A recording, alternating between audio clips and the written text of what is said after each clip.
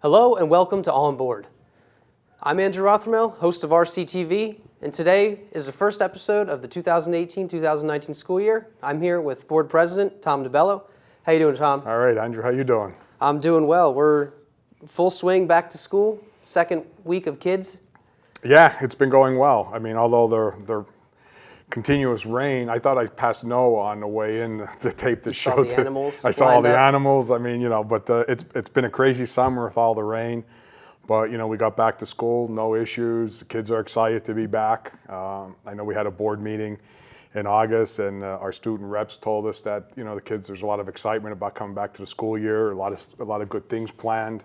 I think the beginning of the year is probably the second exciting part of the school year, and of course the end of the school year is the most exciting part, and everything in between is just, but a lot of energy flowing. Yeah, and before we get into new information, over the summer we had a lot of 12-month staff working hard. Yeah, they did an incredible job as always getting all these buildings. They have such a short window. Yes. To get all the buildings, and maybe people don't know this, but they go and they basically clean the buildings from top to bottom, side to side, and the staff, Robert Hunters took over director of facilities. I mean, they do a great job. The staff works extremely hard in getting the buildings prepared. Like I said, it's a challenge, but they pull it off every year. And I've said this before, and I say it again proudly, that our school buildings, the shape that they're in, when you look at other schools, the pride that the staff takes here. I mean, the halls are spotless, shining clean, and the rooms, the classrooms are cleaned, and so the kids come back to a really great atmosphere. And I'm not putting any other school districts down. I'm just saying that we're really excited and fortunate to have the kind of staff that we have here. When you look in the hallways and the classrooms and how clean and the condition of the buildings, it's just amazing. Yeah, and it welcomes back the teachers. I mean, right. To come back to a clean room, that's pretty exciting. Of course, I mean they come back and they spend a day or two getting their classrooms ready for the start of the school year as well.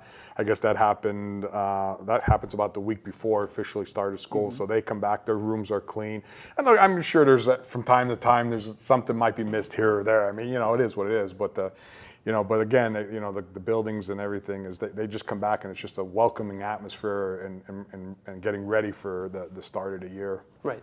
And technology played a big role as well over the summer. I think Bob Catalano put over 200 new Wi-Fi access points in. Yeah, we've as the district continues to grow and we bring more technology into the classroom, and I know we'll touch upon modernized learning, but to prepare for that as well, Bob's staff works extremely hard. Again, they have such a short window to get everything ready. But this is today's society. I mean, this is where we're going. Technology plays such an important part of education that you have to continually upgrade or enhance what we have in the school to accommodate that continuous growth in technology.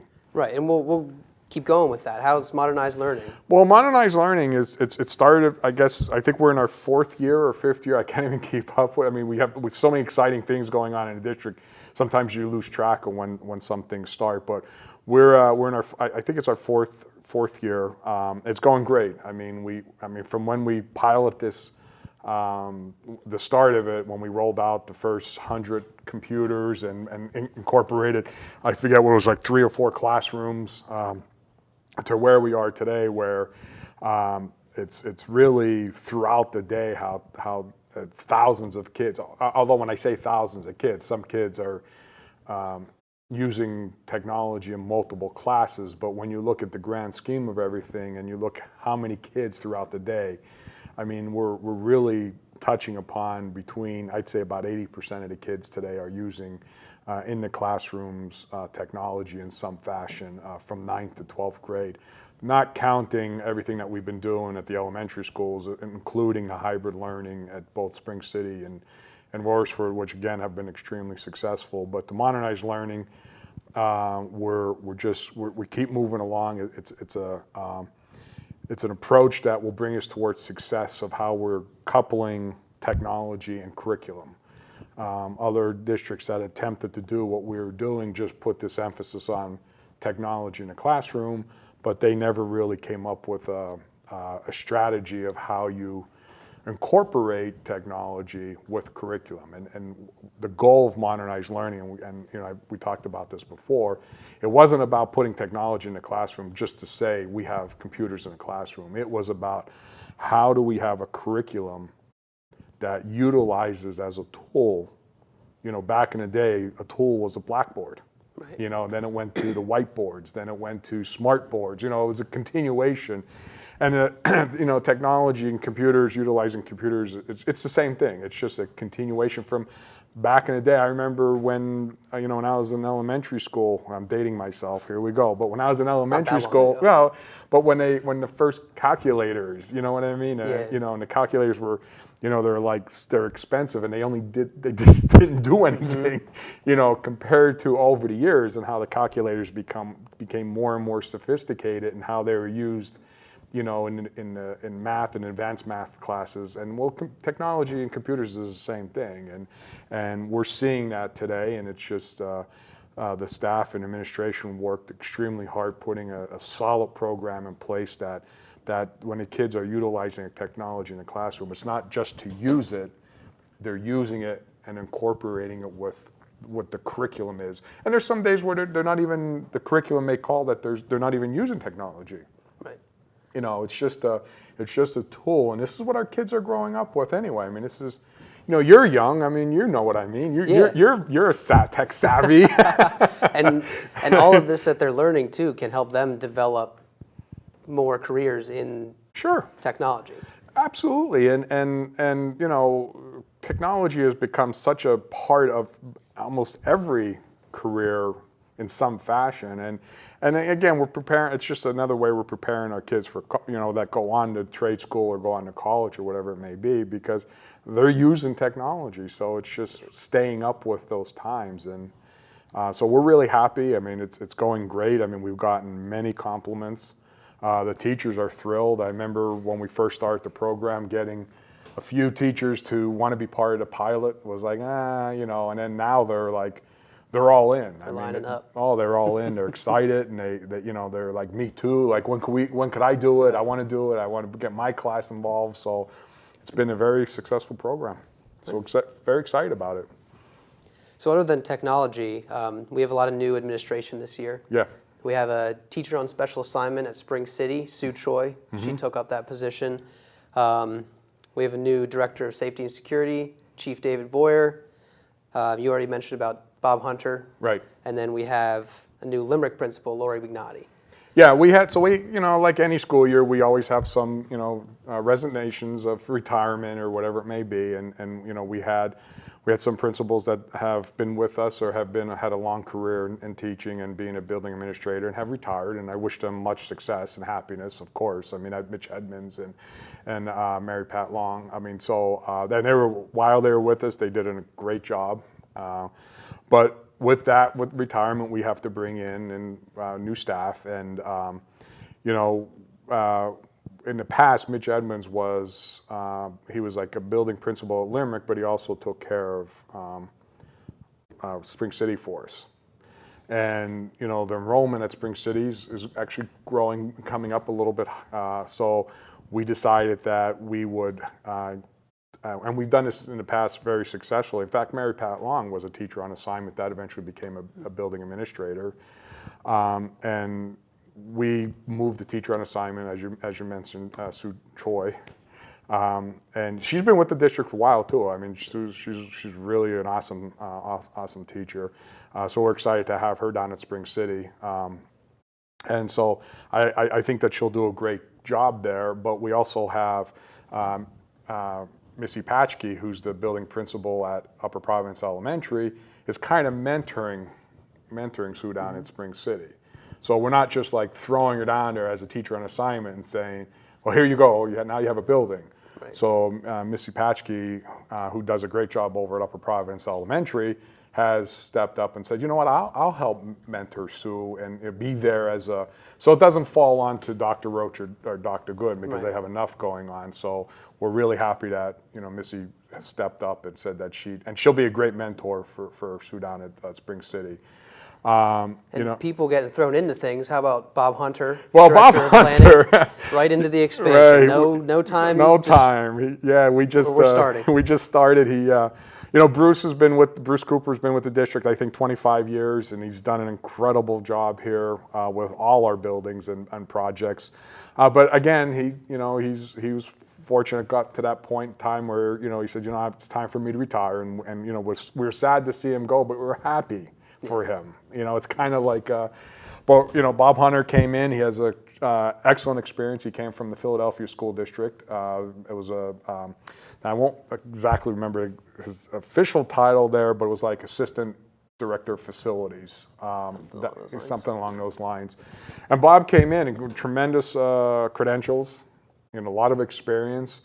Now Bob's a little different because when he came in, we said, oh, by the way, we have a $10 million expansion project Right. going on. That here you go. Here's the plans. Here's the plans, and it's starting next week.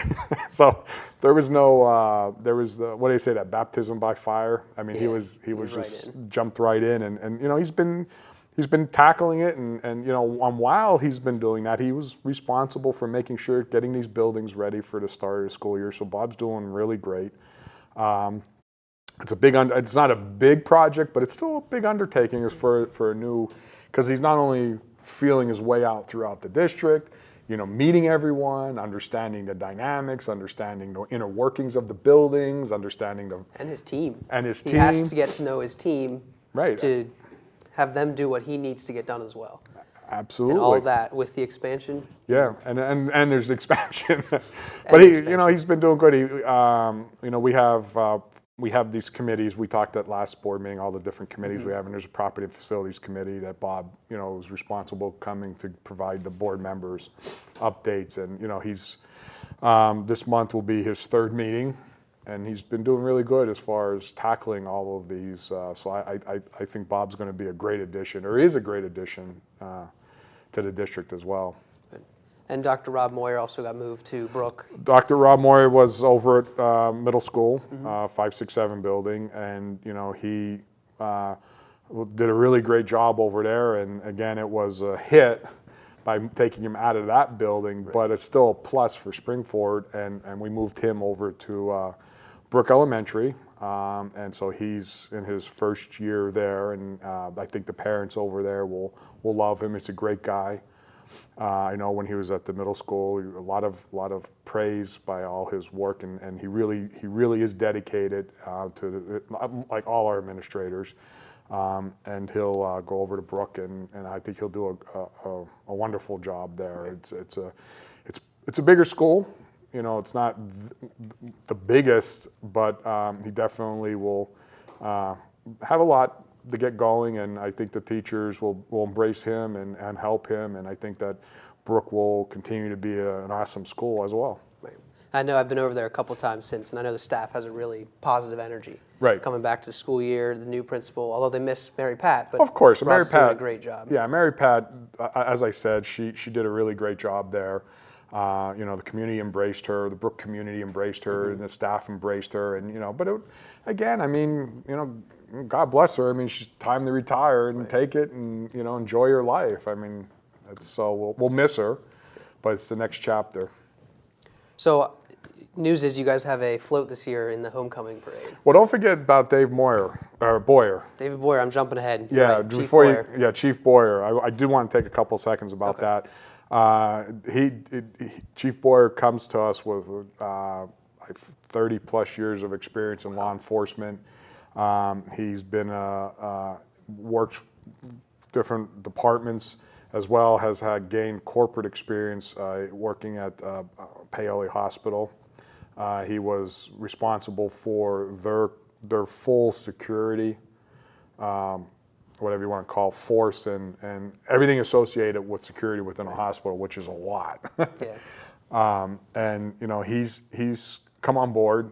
We talked about this, at board meetings, and unfortunately, the times that we live in, we have to look at our security, and we've had security assessments done, and Spring Forward, we're doing very well. I mean, we continually enhance and make improvements and add where we think is appropriate. We don't discuss what we're doing in public for obvious reasons, but I will proudly talk about Dave. I mean, he's coming on board, and his job is twofold. One is that we do have, and many people probably don't know this, but Spring Forward School District has our own police department. And we started that a few years ago, and we have a few officers in place, and we had a model that we're going to continually add to that department. But we got to the point where we needed to bring somebody in that had experience in running a police department, and Dave definitely fits the bill. As far as that, as well as he is focused on creating our security readiness, and he'll work very closely with there's four municipalities or boroughs within the Spring Forward School District. He'll work very closely with each of their police chiefs. He'll work very closely with the Limerick generating station as well. So we're excited to have him on board. We also purchased an additional police vehicle, and people will see that now. We have multiple ones now, and they'll see them around the district. We also have, because of the building location of the high school, the middle school, the 9th grade center, the 8th grade center, even Royersford. We did this a few years ago. We bought a gator, a police gator, where they could jump on that vehicle, and if they had to get to from the high school to the middle school quickly, instead of jumping in a car and using the streets, we actually have a way to get from the high school to the middle school, not coming on utilizing roads if we use our gator. And we've tested that a few times, and believe me when I tell you, they could get from the high school to the middle school within a minute or two, shooting through fields. I mean, it's awesome. So the other one was retired. Talking about retirement, right? So our gator was retired, and we purchased a new one this year. So we're really excited about having that as well. So yeah, a lot of good stuff. I mean, and we take security very serious here, and people will see that we're making the investment, and we have future plans how we're going to continue to grow our. We won't discuss this. As you notice, I didn't tell numbers or anything like that. We will continue to grow that force and employ different mechanisms throughout the district. Our number one goal is keeping our students extremely safe. And I think creating that position and showing the community that we are working forward to creating a new position for Officer Boyer to now come in and kind of guide our security. I mean, that's a huge undertaking. Oh, absolutely. And again, I'm proud to say Spring Forward isn't necessarily in the forefront of doing what we're doing, but we're being contacted now by other districts that are asking us. They heard what we're doing, and they're asking us how we did it, why we did it, how we're going about it, what our plans are. So we are trying to be as progressive as possible without being, overburdening on the community as well. But we have to take everything seriously, and we have to look at everything. A couple of years ago, we put in place that we made sure every one of our buildings had a double door entrance. So when people come into a building, they come in the front, they come in the first set of doors, and they can't go anywhere until they're buzzed in. Either they have to be buzzed in. If they're students, they're buzzed into the building. If they're adults or parents, they're only buzzed into the office. So we put mechanisms in place as well, and I will talk about that because we talked about that in public. But we went through. Some of the schools already had it, and some schools didn't, and we made sure that every school, has a double door entrance into the lobby area. Keeping our students safe. And I don't have my pass card, but you can't. To get into the building, as you have to have Your card. a card, and if you don't have a card, you're not getting in the building. So, and then we also, and this is embarrassing, we hired a new teacher at Limerick Elementary, principal, I mean, and her name, Lori Bignotti. Lori Magnotti, thank you. Yeah. There's so many different things that have gone on this summer, Yeah. but Lori came to us as well with a lot of experience. So she was one of the hires from the outside that came into all these different positions. But she's she's an awesome building administrator that we just couldn't pass up. So we're excited to have her on board as well, and she'll have big shoes to fill with Mitch, because Mitch did a great job over at Limerick. And I visited Limerick as well, like Brooke, and the positive energy. Right. Same as Brooke. You can tell that the staff members are happy to have guidance. Yeah, Not absolutely. that they didn't with Mitch, but they have a new And it's a new- positive face. Yeah, and it's a new perspective, and so there's like you said, Mitch did a great job. I don't want to downplay anything that Mitch did. I mean, again, but it's when you have a changing of the guard, right? There's always that energy of fresh perspective, new perspective. It gives her the opportunity to bring some ideas in that she was using in another district that we might not be doing here. Right. Or maybe we tried it and it didn't go well, but maybe there's a slight twist to it or whatever. So, and again, I think the parents will totally embrace her over at Limerick Elementary. So I tried to jump ahead there earlier. That's and okay. kept me Well, I back. didn't want to jump over Lori. I wanted to make sure we hit them all. But I did hear you guys are going to have a float in the homecoming parade. Yeah, we. So are you not going in separate cars now? No. So Waving out the ends. No, we're not going. You're going to all be together. We're all going to be together. We like in the past, board members were each in separate cars, and it got harder and harder. Not that we want to be in separate cars. It just that was the way we did it, and it just got harder and harder to get that many vehicles, from local businesses. So last year Colleen Zazowski, who's on the board with us, she had a small little trailer that we pulled behind. Her husband actually, in his van, pulled us, and it was hysterical because when I say small little trailer, it was a small. So I'm a big guy, although my wife has me on a diet this summer and I lost 26 pounds, That's so impressive. we're going in the right direction. But I'm still a big guy. And Unfortunately, the camera adds 5 it to does- both of us. It's not Exactly. just you. Well, I think it added more to me, but anyway. But I'm a big guy, so I'm sitting in this little trailer that you use to pick up your grass at the house, and I'm like, I look like a big goof. Little goblin. Yeah. I said. So we talked about. And we had Kelly Spletzer was who's back on the board with us. She was in a trailer last year, and then Colleen, and we had a couple kids, and my wife was with us. So but we had a good time. And it's cool too because you see all of the teams. You see the high school band. You see the sports teams, and you guys are a team. Absolutely. And it's cool to see you guys together and not split up. Right. Because you guys are working together. And that what makes me proud of the Springford School Board. Just on the trailer, that's a great point though. But on the trailer, Colleen did promise that she's getting a bigger one this year, so all the board members we're all going to be on this trailer. We'll get windows in the RCTV trailer. There you go. Throw you in that. There you go. But I was president of the Montgomery County IU board, which represents 22 school districts across Montgomery County, and when I listen to the dynamics of the other boards, I'm proud to be part of Springford because we work together. I mean, yes, from time to time there may be, board meetings where people don't agree and it gets maybe a little tested, whatever. That's to be expected, and that's we're not arguing. We're not making it personal. We may be arguing over what we believe is the best thing for Springford, which is hopefully we get to the great, the right outcome.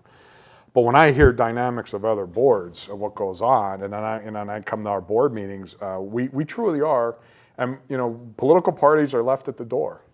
Yep. We never make it about politics, we never make it about party. We are at that table and we are talking and working as a board, and I hope that we are able to continue down that path. But yeah, so this homecoming parade, we're going to be all in one big trailer. So the people. Big trailer or little trailer? It better be a big one. Colleen promised me it's a bigger trailer. We're not going to fit in the other one. I can tell you that. But the people are, you know how the people line the street and everybody throwing candy and different stuff out as we're going by. So when our trailer comes by, if you got, you know, I think all 9 of us are going to be able to make it. Could you imagine 9 of us sitting on this trailer throwing candy? It's going to be like Are you throwing candy? Oh yeah, of All right, course. well, you'll see RCTV there. Well, we always gotta throw a throw it handful to or us. two. Yeah. Don't worry, we always 'Cause I take get care of you hungry. guys. We'll take care of you. You better be careful what you wish for. Yeah, all of it at once, throw it at me. Bombarded. Well, So- it's good. That's good. We'll see you there. Yeah, that's exciting. So you guys, you and Jim Fink have been having success over the past few years with this new restructured budget. You guys kind of going towards a more corporate model? Well, yeah, I mean, so I guess it's, all these years run together. I guess that's about 5 years now or 4 years. I forget how I think many so. years. You're in your 5-year plan. Yeah. So we brought, when our previous business manager retired, we took the opportunity to look at how we ran business operations. And, our budget, we're at $160 million budget. We're a big district, right? We're over 8,000 students. So we felt that as a board, it was time to restructure the business office and align ourselves more like what you would see in business operations in a corporate structure. It took some time because, again, you can't just go in and change everything. But, we brought Jim, as you mentioned, Jim Fink in. He's the CFO, of the district. And our goal was, and I, helped interview Jim, and a big thing was setting up a 5-year forecasted budget. So our budgeting process from year to, we already know what next year, we're like 90% done for next year. And like 85% done for the year after that, and 80%, Yeah. And the only change to what we originally started with that Jim incorporated is actually he wanted to go to a 7-year budget. So we have a forecasted model that puts us out for 7 years. So we did that. Now we have a accounts receivable department. We have accounts payable department. We have a payroll department. So we bucket it. Now when I say that, I don't want to give the illusion that we hired all these people. With Jim coming on board, his actual budget for his department and number of people actually were reduced. And we became more efficient in what we're doing. And we hired Mary Christman, who's a controller. Or not Mary. Yeah, David Heiser. David Heiser, Mary Christman. Mary Christman's in the.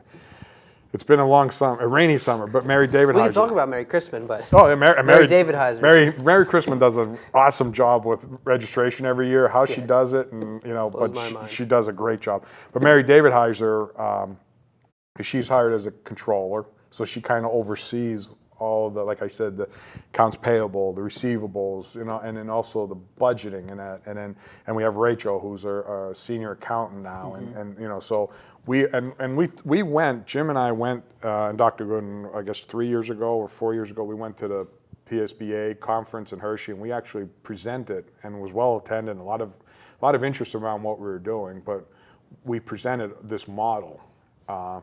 And to date, I think we've been very successful in getting to where we want it to be. So I'm very happy with the transformation that we implemented. And Jim's a great guy, and we're excited to have him on board as well. And he's not your typical accountant. He actually He likes race cars. race I cars. like race cars. Yeah, So me and him have that his underlying kids are connection. on a race car midget. What do they call Quarter it? Midget, midgets. quarter midgets, and that. So he's he's pretty diverse in his. But Jim's a great guy, and I like teasing him a lot. But He knows what he's doing. He absolutely knows what he's doing, and we've been able to make a lot of efficient changes in the district. We've been, last year we had a 0% tax increase. I mean, I know this year we were at about 2%, and we still are one of the lowest tax millages. I'm not going to get into the whole tax thing until but we are one of the lowest tax millages in Montgomery County. We're doing extremely, for how large the district is, we're doing extremely well with our controlled spending. Our district debt at one point was when I got on the board, it was $285 million in this district was in debt. We've paid down, I want to say we're probably close to $200 million that we've paid off. We'll talk, later this year, we'll talk about the huge drop off that's coming where, our annual debt service is going to drop by $7 million. So we're financially, we're doing very well. And I hope the community continues to support. I mean, we get a call every now and then. People are upset that, why do you have a 2% taxing? Well, I could say it's better than some of the other districts that have a 5% or 6%. But our average tax increase, I think, over the last 10 years is probably somewhere between 1% and 1.5%, which is incredible. That is good. So have you seen other districts follow suit?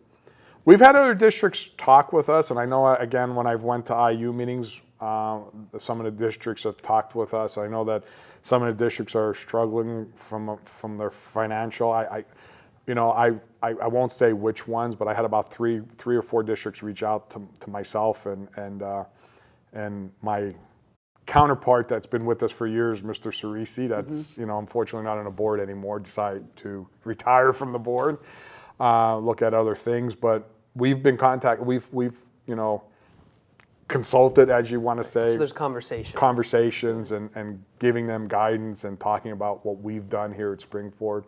So they are trying to. I'm not aware of any local districts that made the transformation like we did. Right. There were some districts, don't get me wrong, like Chester County. I mean, we're not the inventor of this idea.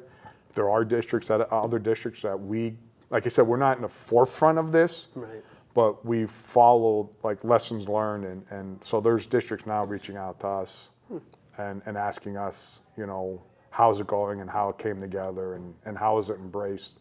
So we're really excited about, how it all is materializing. So it's the first episode of this year, 2018-2019 school year. How's this year looking for the board? Like, what's next? What can we expect throughout the year? That's a great question. We've accomplished a lot on our bucket list over the last couple of years. So really, it is for us as a board to say, okay, modernized learning's going. We had global studies or national studies is underway. We have modernized learning.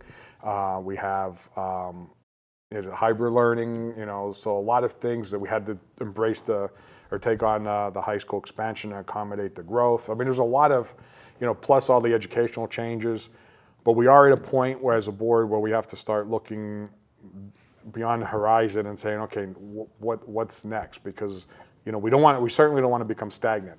Right. As and a you don't district. want to look back. And we don't want to look back.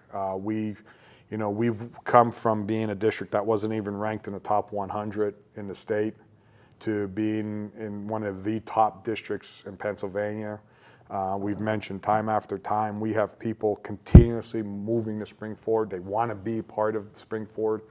A lot of success going on here, both academically and extracurricular. So, but it's a great question, and give me a meeting or on board or two, and I'll have an answer for that. Good. Because we have some ideas and there's some things that we got to start looking at. But even the innovation center is underway. That was again. I mean, so a lot of ideas were birthed and now they're rolling forward. Right. So it's now looking at what's next. So.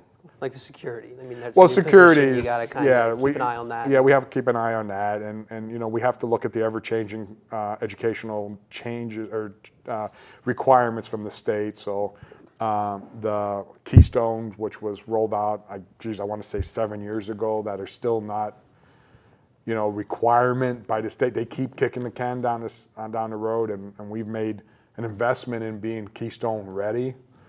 So we will continue doing what we're doing, but so there's also looking at those changes as well. Good. So we'll have some stuff. Good.